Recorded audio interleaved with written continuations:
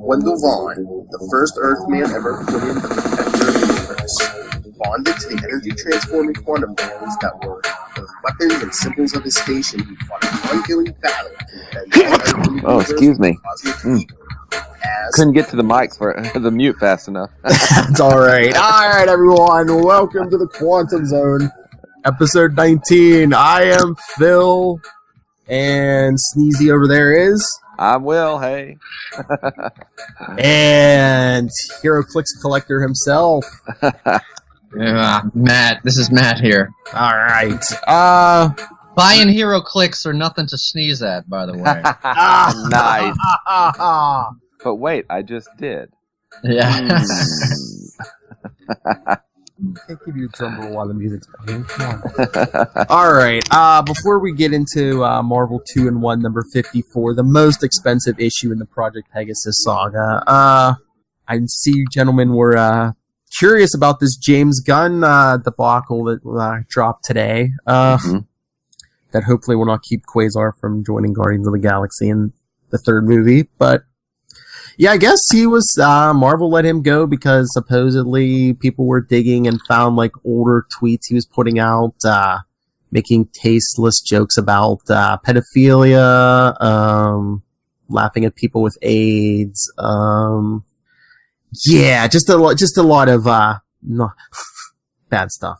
That's very not Disney. Oh, man. No. I mean, some of these were a couple years old, some were a couple months old, and I guess I didn't see this, but someone was telling me that my co-host Charlie Esser was telling me I guess he must have got into a thing with Jared Leto, like kind of like hinting around. He's like, oh yeah, Leto, you know, I don't know what the wordage was, but kind of hinting around that maybe Leto fools around with underage girls. Yeah, it is very weird. Yikes. Seedier side of entertainment, I guess. People, you get high profile jobs. Keep your mouth shut.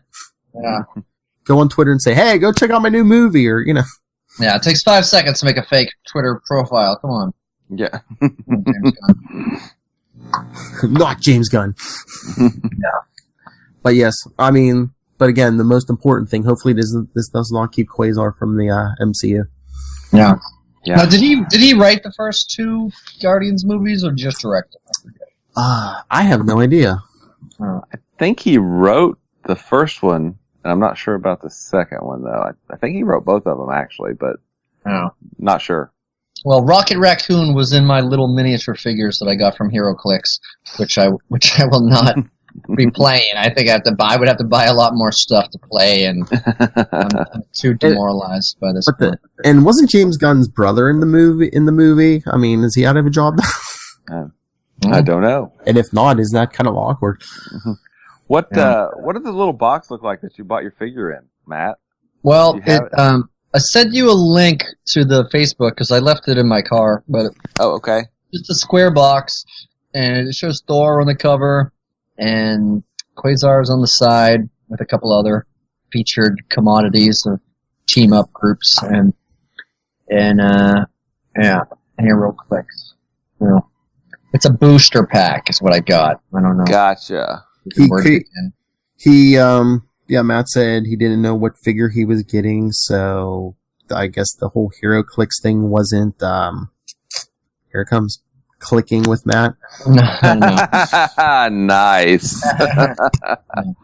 Well, the problem is that the wife went away for a few days, so that gave me time to go to the comic book shop and with no time constraints and just throw my tip money around. So I was feeling a little. I did find a bunch of DP7s that I was looking for, so I have almost all except for the last 4 issues now. Nice. Very cool. Oh, there's a. Did we talk about this already? The first appearance of Quasar by the team that was going to do him. He's a poster in one of those last issues of DP7. Yeah. I know you did mention that a couple episodes back. Yeah. That's pretty cool. So you've probably seen that one. I don't know if I have that issue though. I think you were telling us about it. You think it was like maybe the 30s or something? Yeah, I think so. I'll do some research on that. I think I've got it around here somewhere. I just need to figure out where I wrote it down. God, I'm getting old and senile.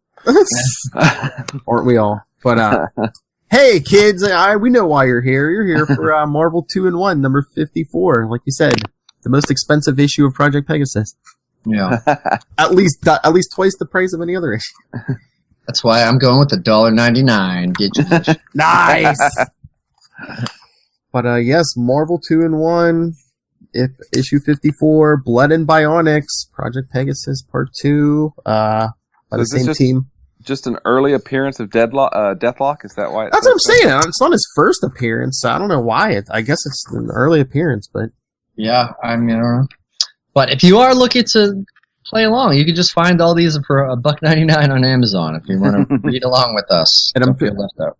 I didn't look, but I bet you they might be in Marvel Unlimited, but I didn't look. Yeah, I haven't checked there. Maybe.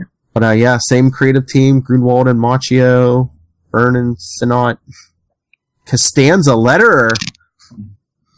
That's not George Costanza, is. I don't think so.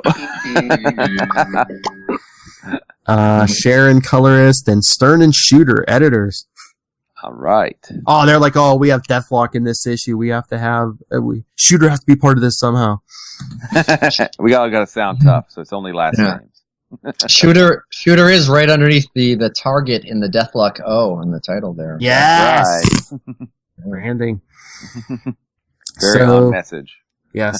So this issue picks up where the last one left off. Ben Grimm's looking for poker buddies and deep in the heart of Project Pegasus.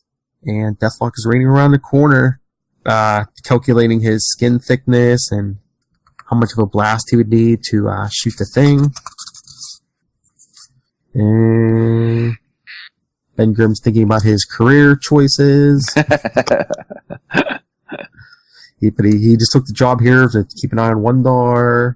And with all the crazy stuff, they could use my help. That's when Deathlok pops out and Quarian's in position, weapon energized, prepare to fire, and initial penetration affected, damage assessment, severe, not terminal. Yes, he actually penetrated the rocky hide of Ben Grimm's arm. Yeah. He's bleeding. And he shot him in the cigar, too. Yeah. I'm surprised he didn't say, my arm's one thing, but... But my cigar... It was a Cuban! But yeah, he's bleeding. He said no one's ever done that to him before. Not as the thing. He's like, give me that pop gun, and he crushes the gun and Deathlok's hand. Then he slams him up against the wall and says, we're going to have a discussion. This better be good. And Deathlok, of course, is still computing. This unit no longer contains... Discussion is for bioorganisms, and this unit no longer contains a single cell of living matter. And then, holy Joe, he ain't kidding. Yeah. Then he does his best impression of an NFL kicker and kicks the thing away. So now we know Deathlok is a bad guy. There's no man in there. Yeah, no. Mm-hmm. He's been reprogrammed, hypnotized, whatever you want to say. This could be an alternate reality Deathlok, right? So. Yeah. Yeah. That's when I guess he pulls out another gun and he's damned for this thing's cerebral cortexes. Now he's going to shoot him in the head. But who comes to the rescue? Quasar! Hang on, Mr. Grimm. We're here with the security team. Look, even Deathlok knows not to mess with Quasar. He's like, Pegasus guards approach, abort attack, and take evasive action. So Deathlok takes off, and Ben Grimm's on the floor saying, hey, I ain't done with you yet. And Ben Grimm says, that's Deathlok, that cyborg from the future. Last I saw him, S.H.I.E.L.D. had him under wraps in issue 34. Editor's note. Editor's note, yes. We ought to have an editor's note sound effect, I know, that's what I was thinking. We need an editor's note sound effect. We should get the pop-up effect, Yeah. Oh, yeah. Just a bubble noise or something. Yeah, I don't have a bubble noise, but, And hey, look what Wendell says here. He says, I'm familiar with his... There you go, perfect. Issue 34. Okay. I'm familiar with his file, sir. He disappeared from S.H.I.E.L.D. Depot less than a month ago. Of course he read his file. Quasar reads all the files, He reads all the files. So... You gotta do something when you're not hitting on random joggers. That's right. Or your secretary. Yeah. Or the pediatric lady, Dr. Jeannie, what was her name? Something? I don't know. I don't remember her name, and neither does Quasar anymore. Exactly. So yeah, Deathlok takes off running. They're trying to seal him off. He's melting through walls. And he's giving us entering designated area of the compound. Biospecimens kept here for examination of untapped energy potential. See, look, Grunwald's being all smart, using Deathlok's thoughts to kind of recap and give, Didn't you read last issue? I'll catch up. Yeah, if you're following along in the Pegasus map, you see where he's going. Yep. And he runs past Wondar's room, but I guess he must be far enough away, but wouldn't it be funny if he ran past Wondar's room and just like collapsed on the floor, like his cyborg body doesn't work anymore? It's like, wait. But I guess that would make a boring story. Probably just a little, yeah. But he goes downstairs to where they keep all the radioactive waste, so chance of human entry low. Yeah. And he starts pulling out components from his backpack for the nth projector. Highest priority. His backpack looks like a one of those accordions with a keyboard on it. I was thinking it looked like an old, the front of an old air conditioner. A window unit. Yeah. That's how he cools down his system. That's what I was going to say. That's like the fan on a computer. Yeah. Nice. But he thinks he's hiding, but Quasar has a reading on his quantum bands, which we still don't call them that, but... No, energy wristbands is the proper terminology for this era. Yes, but he's like, this is my first real chance to show what I could do since I was a S.H.I.E.L.D. super agent. Footnote, Captain America 217 to 230. There we go. Awesome. But Quasar, he's like, oh no, he's in the pit. The confrontation there could have awful consequences. But my only chance to take him by surprise and challenge him. So, of course, he gets to the door. Deathlok! I'll only say this once. Show yourself and surrender. Entry by entity designated Quasar, Project Security Chief. Yeah. Oh, look. I know Matt doesn't have the ads this week, but there's an ad for look. New technology, our best movie projector. Shows color in black and white film, Super 8 and 8mm. Nice. High technology. I like the Deathlok danger analysis of enemy's wristband indicates direct dimensional link with quasi-stellar objects, common designation quasars. Yeah. Deathlok's like, that's how he gets his name. Okay. But yeah, he throws a knife at Quasar, and Quasar deflects it with the quantum bands. The knife, it looks like a sword, and it's it feels like it doesn't fit the Deathlok character that much. It looks like a big dagger. Mm-hmm. Yeah. But I love how he blasted through the thing's hide. But hey, Quasar, I'll hit him with the knife. Yeah. And I'm guessing Quasar's flying. It's hard to tell. I don't think he's doing one of those leaps from last issue. I think he's actually flying this time. Mm-hmm. And he says, there's no hope for escape, Deathlok. Don't force me to disable you. And Deathlok's thinking, situation critical, tactic shift necessary. And Quasar's thinking has to keep him off balance. He's strafing the chamber. If any of our energy blasts should strike some of the containers stored here, Pegasus could become a mile-deep crater. Quasar's showing off that he can use both hands against one-armed Deathlok. Yeah. But then Double blast from the old wristbands. I'm just thinking how fast this fight would be with, the Quasar of today. Bubble him up. Exactly. Treat him like Venom. Bubble him up. Yep. I wonder if he could even, does Deathlok have, a power source that he could, Drain? Yes. Absorb the battery power. But then Deathlok releases, neuro pellets, which, the caption tells us the tiny pellets are up, enveloping the hovering superhero in a cloud of mind-numbing gas. I hear it's legal in Colorado now. Quasar's trying to keep conscious. See, should have bubbled up. Exactly. He's at least himself, if not Deathlok. It looks like he's in the process of trying to get underneath the smoke, which is with the G.I. Joe ad tells you not the ad, the little thing at the end, the more you know, with the knowing is half the battle. Get under the smoke. Stop, drop, and roll. Nice. Close enough. So Deathlok's about to take out Quasar, and hey, it gets a shield up. Hmm? A photonic shield. See, it looks like it's like almost half a bubble. Come on, Quasar. He can't maintain gas, making him woozy. Even Deathlok is thinking enemies weakening, pressing attack. Oh look, Quasar says if I can send out a stream of energy in the radio spectrum, it'll scramble circuits enough to give me a breather.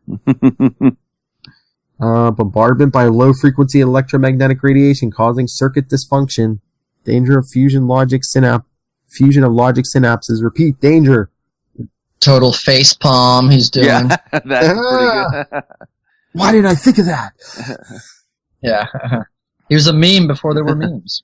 It might have been a double face palm, but he only has one palm. Ooh, Deathlok. Deathlok, the original meme. So it says erase previous programming sequences. Enemy's liquidation overrides all attack. And Quasar's pleading with Deathlok's humanity. Humanity is a meaningless concept. This unit is now totally automated. Programming is all. It's waiting for the resistance is futile. Exactly. You will be assimilated. The Borg is here. Singular, plural. I don't know. Is it whatever? And that's when Ben Grimm Ben Grimm comes in, grabs Deathlok's other hand, says you, because he's in a sling now. So we got the battle of the one-armed men. Now it's the battle of the one-armed and no hand men, right? After what he does. Oh yeah, he crushes his other hand. Yes.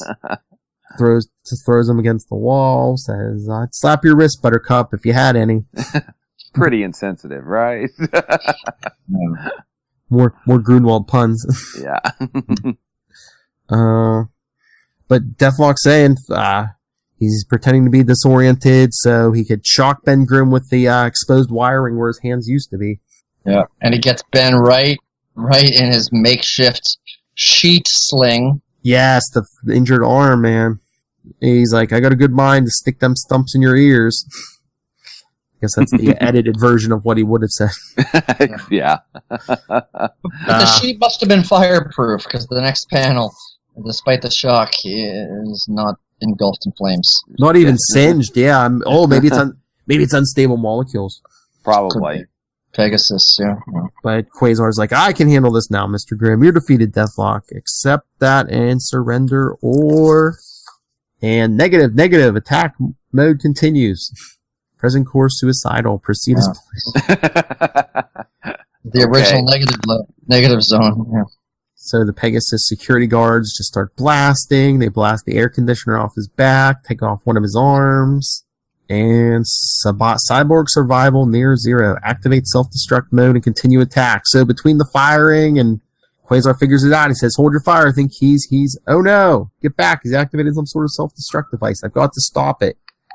And he doesn't bubble him up. He basically just blasts what's left of Deathlok. Yeah. He wants to stop him from committing a mortal sin, so he doesn't make him self-destruct. Quasar destroys it. Well, I didn't know if he was trying to protect the Pegasus guards and Ben Grimm from the explosion, but I don't know how he kept him from self-destructing by tearing him apart. I don't know. Well, right. You think if you blow up a bomb, it will still explode, but I don't know. Maybe not. I mean, he should have bubbled him up so he could have exploded harmlessly. Very true. Yeah. Well, unless he figured out, maybe I can separate his head and maybe we can get some info out of it or something. Yeah.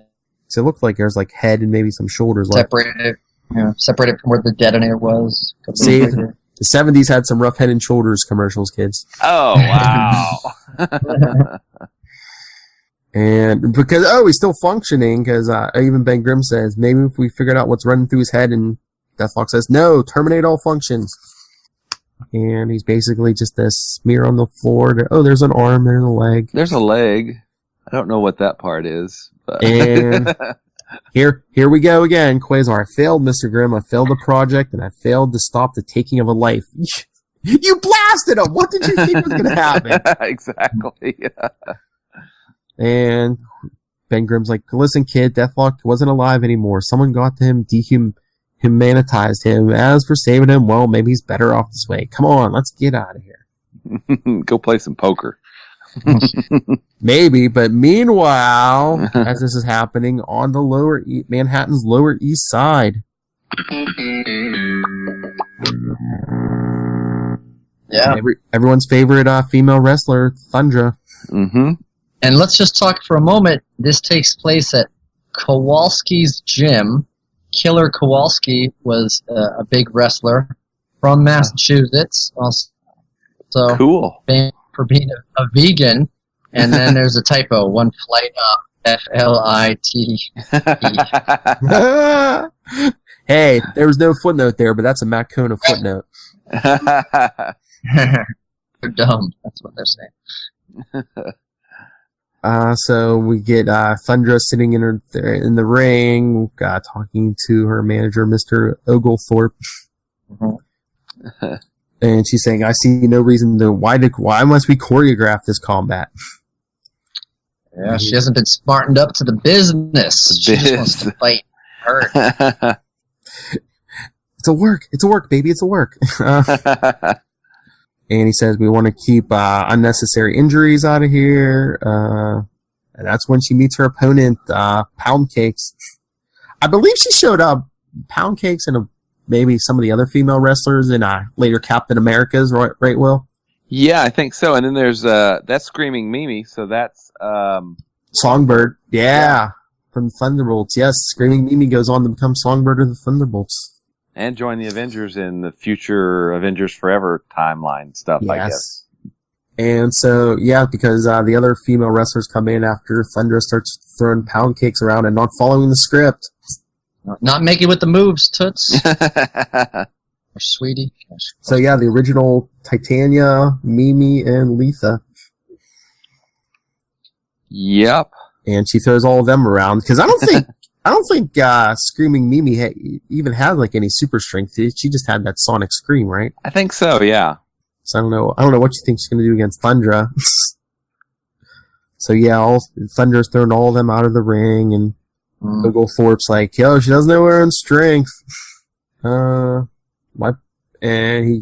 other manager's saying, you better have good insurance, liability insurance, and Oglethorpe's like, my policy was recently terminated due to some misunderstanding vis-a-vis payments, so yeah. He didn't pay for his insurance. But if he looks like my personal note. Gotta stop feeding her oats. Yeah, or, show her this ad for Kryptonite Rocks. Yeah. It's terrific, it's fantastic, it's Krypton-astic. Wow. That's a weird ad. It's asking you to keep them safe. I remember from the last issue, to keep them safe, to keep them away from Superman. Why are you selling it? Comic book ad? Buy them so Superman doesn't get exposed to them. That's like holding him hostage, man. That's just horrible. It's like one thing. It's like depressing for the kids. It's like, kids, you're never gonna meet Superman. So can you hold on to these rocks for us? Wow, I thought it that way. You kids are nobody. You're never gonna meet a big celebrity like Superman. And Thundra said she enjoys the workout. She says, well, as long as we put some mats on the walls. And so the other manager's not so happy. I got backers, Oglethorpe, big backers, and they're not gonna like this one bit. Uh-oh. I guess we'll get to that next issue. Back to Project Pegasus. That's right, Will. Thank you. Back at Project Pegasus. It's like that old Superfriends. Back at Project Pegasus. That's right.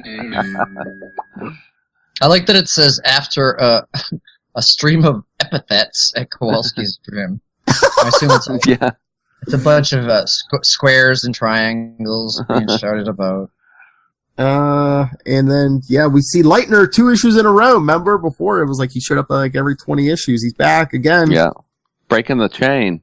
And he says Deathlok was expendable. I hope he completed his portion of the nth projector. So far, the fools here suspect little, allowing me to be a simple cosmic energy researcher. Okay, that sounds pretty simple. Yeah, I know. If only they knew about the other little group I work for, the group that will bury Project Pegasus. Was it Pegasus underground already? Actually, yes. Good point. We're going to bury them even deeper! This landscaping company I'm forming is gonna. He's like, blast, the cyborg might not have time to connect all the components. This changes everything. I must contact my shadowy my superiors. And he says, Lightner, the nth projector must not be discovered. Initiate Operation Expurgent at once. What? Think of the risks. You have your orders. We're not there. The risk does. And then we see 4 levels above. We see. Consult your map. Consult your map again. Yes. That's right. Pull out your map of Pegasus. 4 levels above. We get another hero. We recently saw him in Ant-Man and the Wasp movie, Bill Foster. That's right. So, as you're reading this, you can, if you want to imagine his voice as, who is it? Oh, his name's on the tip of my tongue. Why can I not remember Is it? that Michael Douglas? I haven't seen it yet. No, Bill Foster.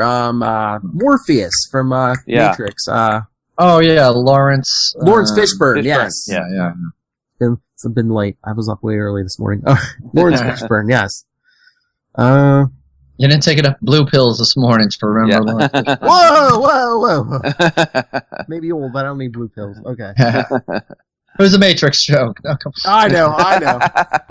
But I was making a Viagra joke off your Matrix joke. Yeah. I know you were making a Viagra joke. Those jokes aren't hard to get. Oh, wow. Oh, this is escalating quickly. Okay. Hey! That's what she said! 4 hours. If it lasts for 4 hours, we have to contact it.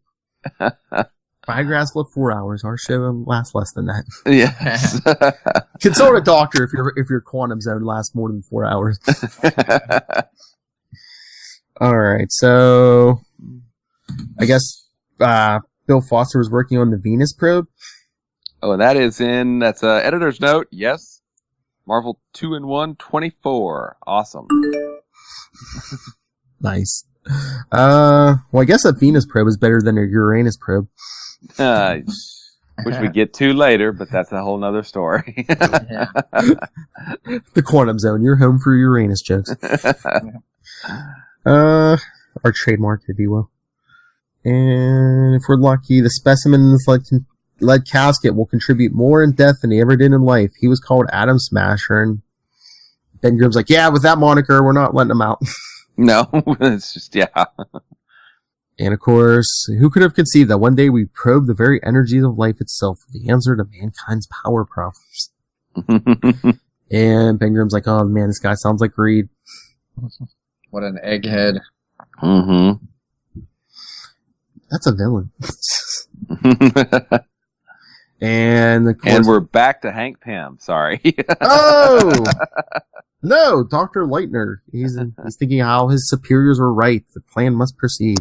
Pegasus must be thrown into chaos. Random elements introduced to mask the true threat. The first wild card awaits behind this door. From what I recall, last issue ended with Deathlok. This issue's going to end with Nuclear. Mm-hmm. He can be highly dangerous despite his childlike demeanor. It took considerable effort for the Avengers to stop him. From Giant Size Avengers #1 and Avengers Annual 6. Wow. I'm trying to remember those stories. Yeah, I don't know if I've read those or not, but I think I have, but I don't. Well, when you get previous issue footnotes in a 1979 issue, yeah, exactly. It's deep. It's only gonna be like a 40 year old or more issue. Exactly. He should cause all manner of havoc. Now we're bringing X-Men into this? Yeah. See, Marvel Comic Prevents issues 47 through 61 in the future. What? Yeah, Oh, for Havoc? Because there's so many Havocs in there. Yeah. Yes. And Lightner opens the cage and turns off his energy dampening crib. And now we're going on MTV shows. Okay. I may lower the final curtain. If his infant's mind should see me as a captor, not a savior, my death is a certainty. And he tells him, Nucleo, arise. Yes, that's it. You're free. And I have freed you. Freed you to scream your atomic rage at those who imprisoned you. Wow. That's some dialogue. I have freed you to scream your atomic rage at those who imprisoned you. Bravo, Mr. Greenwald. He's totally monologuing right there. Yes. Might as well be twirling a mustache. That's right. And it's a yellow word bubble for that particular phrase, but then there's a white word bubble at the bottom underneath. Come, child, the hour of your destiny is at hand. Well, maybe Nucleo's getting so close to that word bubble, turning it yellow. Maybe, yeah. Like yellow. Yes. Good point. Yeah. So yes, that's our cliffhanger for this episode, or for this issue. Like I said, first it was Deathlok, now it's Nucleo. Next issue and next episode, part 3 of Project Pegasus, Giants in the Earth. Oh, we even get a description. The danger level builds as Nucleo stalks the corridors of Project Pegasus. Will Leitner's treachery be discovered? Will Quasar be able to meet the challenge of a runaway reactor? How will the Thing's bad arm affect the situation? And where does Dr. Bill Foster figure in all this? Be here in 30 days for the answers and the premiere appearance of the all-new Giant Man, all in part 3 of Project of Pegasus Saga. Well, they don't have that in the hardcover that I've got here. Is that on a separate page? Yeah, it's at the bottom of the letters page. Oh, okay. Cool. I don't have it. I missed the letters page. See? Oh, see, this is part 2, so it's going to be at least a month or two before they have letters about the beginning of Project Pegasus, right? Oh, yeah, maybe. Okay. Maybe in the last issue we'll be able to read letters from the first issue. Oh my. Alright, so. Gotta love that lag. At least Quasar's still on the cover a little bit, running down the corridors with Pegasus. Yep. So, gentlemen, thoughts? Pretty good issue, I thought. Yeah. Yeah. It was action-packed. It had fights. It had wrestling. It had planting the seeds for future villains and the sabotage going on from within Project Pegasus. And to make a reference to Quasar issue number 1, look, Leitner's doing his best impression of an AIM agent. Yeah, exactly. So, we're talking about the nth projector here. Is Leitner the one that ends up... No, he's not the angler, is he? He doesn't turn into the angler? No, I don't think, no. Okay. Well, doesn't Leitner get dealt with at the end of this storyline? I forget. But I think the angler was just some mercenary, because I think even if he was Leitner, I think Grunwald probably would have revealed that, and Quasar would have been like, "Hey, I remember you." Yeah. Hey, Doc, how's it going? Exactly. Yeah, no, I don't think the angler's origin was that. But so the Secret Corporation, I'm trying to remember if they revealed it in this storyline. Wasn't it Roxxon? Because I think it was. Yeah, because later in Captain America, I think Roxxon was behind a group. That's how the angler got angled, because he was a part of this mercenary group Roxxon sent out to use another nth projector to send all the superheroes to another dimension or something. An oil company would never suppress scientific evidence just so they could have a higher, profit margin, right? Never. It's a good one. Although I swear I just saw the headline. I really didn't get in the article, but supposedly Exxon isn't doing good. I mean, Roxxon is flourishing, but not Exxon. Not Exxon? No. Wonder who Roxxon could be a stand-in for. If only we knew. Roxxon kind of plays a part in the new... Has anyone watched Cloak and Dagger yet? No, is it any good? It's decent, yeah. Yeah, it's... last night was episode 8. There was only 10 episodes this season, I guess. But yeah, they're responsible for the accident that gives them their powers. One of those back in time things. Yeah, there was an exploding oil platform, but I don't think they were drilling for oil. Okay. they still haven't explained the whole thing, but yeah. Cool. I'm gonna have to give that a watch then. That sounds sounds kind of interesting. I did catch one episode of Luke Cage, and it with Iron Fist. Which was not bad. Oh, so did you watch the whole series or just that episode? Because that was like episode 10.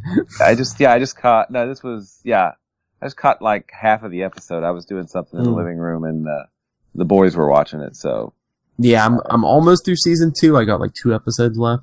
What do you think? Pretty good? Yeah, it's good. Awesome. I'll have to check it out then.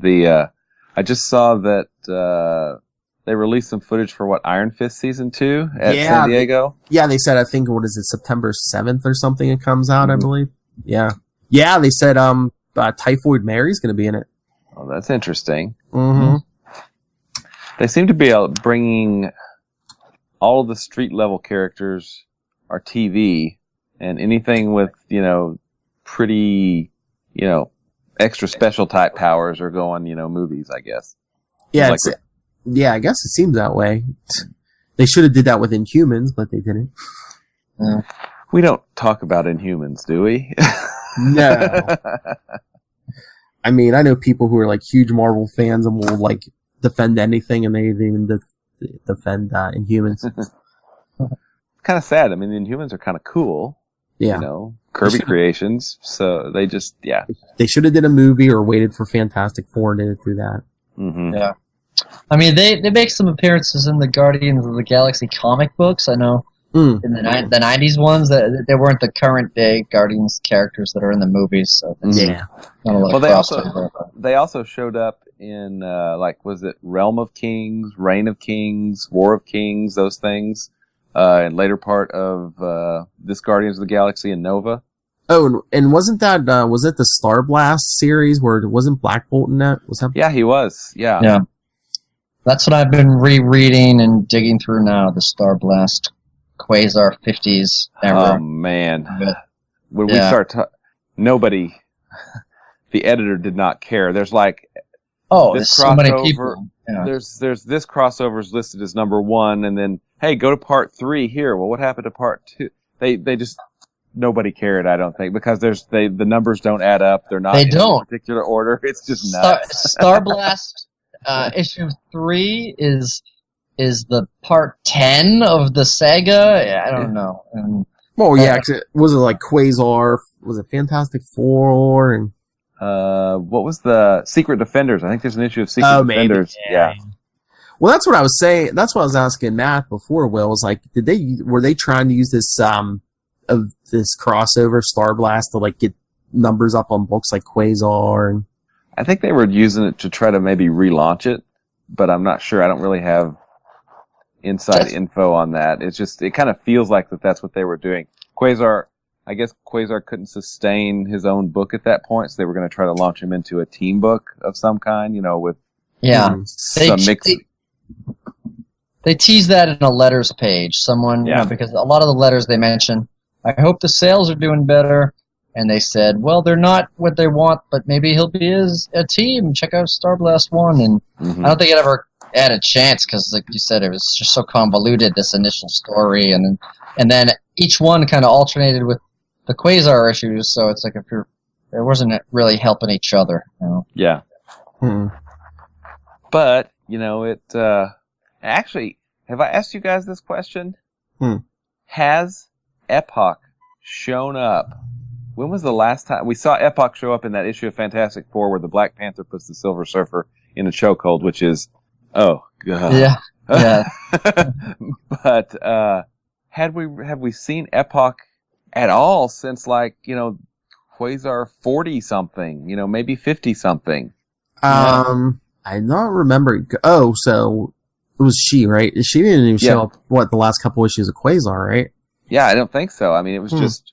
He took her to the library, one of the big galactic libraries or universal libraries or something.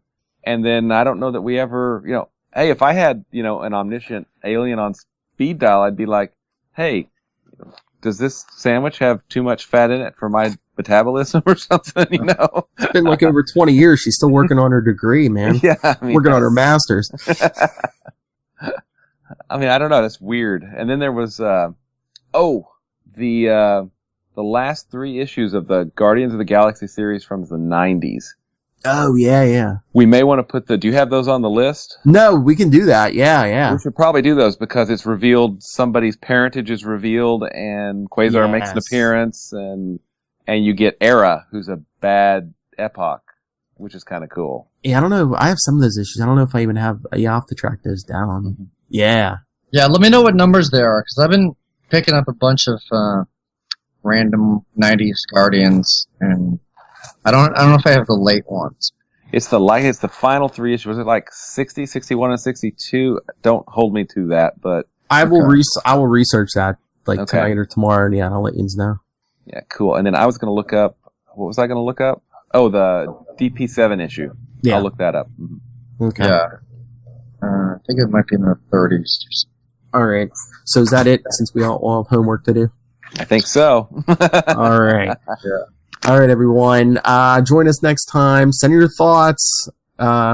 Email us, capesandlunatics@gmail.com. Follow us on Facebook, facebook.com/QuantumZonePod, @QuantumZonePod, and @CLSidekicks on Twitter. And the voicemail, 614-382-2737. That's 614-38-CAPES. All right, Will, where can people find you and purchase Diary of Night? DiaryofNight.com, or you can find me on Twitter at Wallred. That's at WALLRED. And I've got other stuff linked, so that's where you can find me. All right, Macona.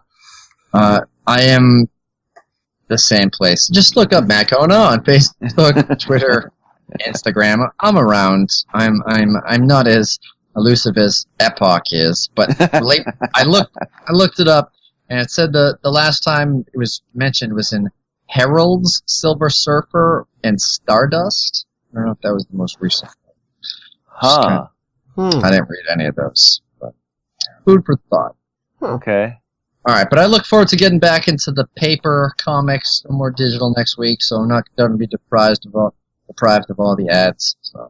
Nice. And the letter columns, if they exist. Yeah. Yeah. Okay. The letters. All right. We'll do our homework. You people do your homework and send us your thoughts in email or voicemail form. And follow us on social media. So there. You have your homework too. Go do that and come join us next episode. Be Ben Grimm, Quasar, Nucleo, Bill Foster. Giant Man. Yes! And that pesky lightning. Yep.